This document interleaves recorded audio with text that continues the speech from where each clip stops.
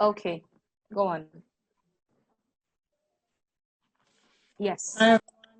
Thank you very much. Technical difficulties everywhere in this world. The moderator had to unmute me before I can unmute myself.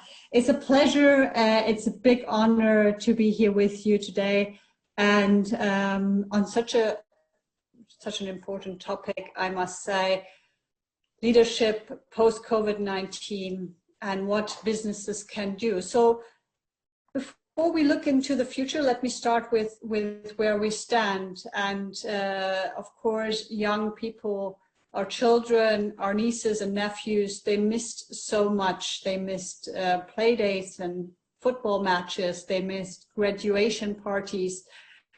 And they missed traveling with their friends. They missed so many things. And unfortunately, it will continue this way. I'm not sure whether you have seen, according to a UNICEF report, 1/3 of the world's children, in fact 463 million children, did not have access to distance learning during COVID-19. This is a significant number, a worrying number, and the sheer number shows that we are in the middle of a global education crisis, and the economic as well as the social effects will be felt for decades to come. The pandemic has shaken our world, the way we live, the way we travel, and also has affected incredibly the way we work. And while our governments are moving from back and forth, I would say, from loosening and strengthening restrictions, and some regions in the world are in complete lockdown still, our businesses just cannot afford to remain in crisis response mode. Businesses need to accept a new reality and plan for a more resilient and sustainable future. It would be naive to think that there will not be further new waves of the pandemic. Uncertainty will be a part of our new reality, and having done a lot of research on new work concepts and how to lead in moments of change, I believe that there are 3 components that are key and should guide our leaders and will determine our success. Number 1, nimbleness. Number 2, empathy. And number 3, leading by example. So let's look very quickly at nimbleness. What do I mean by that? During times of change and crises, there are also opportunities. They may be small, they may be bigger for other companies. It really depends on the sector and the region as well. But those opportunities, how small they may be, you have to respond to them. For example, companies suddenly had to accept that they have to work remotely and enable people to work remotely. Some companies embraced that, other companies just didn't. But those that embraced that, the positive side effects became clear too. Travel reductions, create efficiencies by developing and supporting a more extensive virtual working infrastructure, less office space, and so on. Many workers have now grown accustomed to spending more work and doing their work more remotely. Others at the same time have struggled. They have been lonely. They suffered mental issues. And I think the leaders, it is key that they appreciate that the importance of mental health will be something that they cannot ignore, but they have to take care of that as well. The challenge for leaders will be to keep teams healthy, cohesive, engaged, and motivated in such a challenging virtual setup. And managing hybrid teams doesn't just require investments in your infrastructure. It means a shift in mindset. It means you have to ensure team works together as a team, whether they do it remotely or do it hybrid. It's also clear that there is a new paradigm around skills and talent that has emerged. We will need to continue driving digitalization, of course, some regions we see that it still doesn't work. And we all, on this Zoom call, are privileged that we have the opportunity to speak to each other, to even see each other. But that's not the reality for most of the people in this world. We know that certain leadership skills may make a real difference in this world.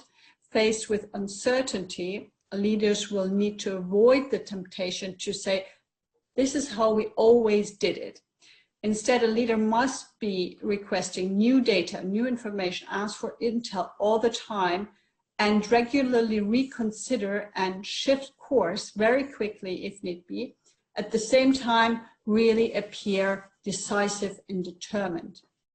Number two, empathy is key.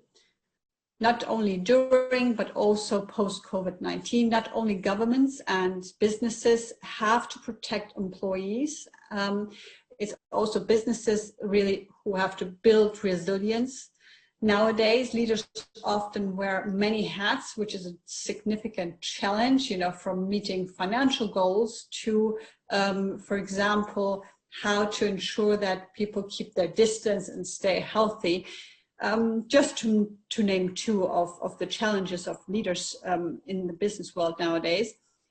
As employees return to their work physically, but also those who don't because they can't, leaders will become counselors in many ways, something that is new for many of the leaders in this world, but they have no other choice.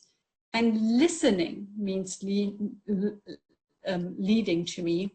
We will need to actively listen to the people who work for us, who work with us, and develop a natural sense about when a particular team member may not be able to do another Zoom call, another virtual meeting, but maybe needs just a pause. Leading by example, the last and third component and criteria I think that is important for success is, you know, do what you expect from others. How can you expect something like work ethics, attention to detail, passion, if you don't show that to your team, to your customer, to your clients day after day?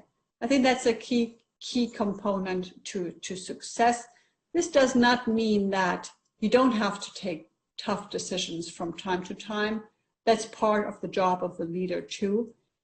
But it also does not mean that you cannot be kind, you cannot be communicating well, you cannot show empathy.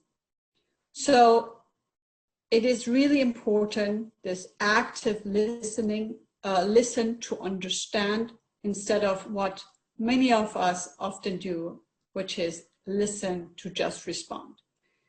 Leaders, unfortunately, are often expected to know it all, to do it all. I think, though, that in this unprecedented times, it's also important, and it shows strength and determinedness, if you, as a leader, receive a question, a tough one that you cannot respond to go back and say, I don't know, I'll figure it out, I'll get you the answer and come back to you.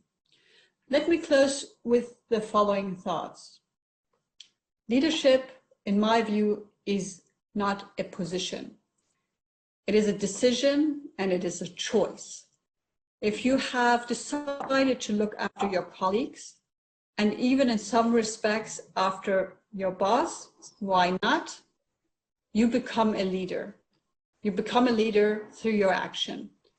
So I just want to say, we all need to dream bigger than the generations before us did, but be sure that we also do our homework. We need to do our homework, because once you are in the position where you lead a team, a company, you need to give answers to the questions that are asked. So because a leader has to be credible and earn the trust and the respect of his team.